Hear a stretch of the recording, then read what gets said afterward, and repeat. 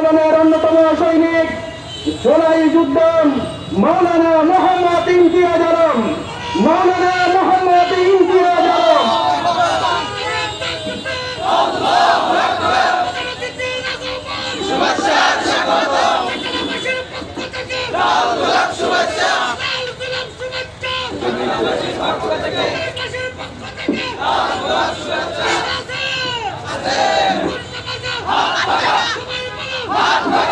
বিসমিল্লাহির রহমানির রহিম। নাহমাদুহু ওয়া নুসাল্লি আলা রাসূলিহিল কারীম।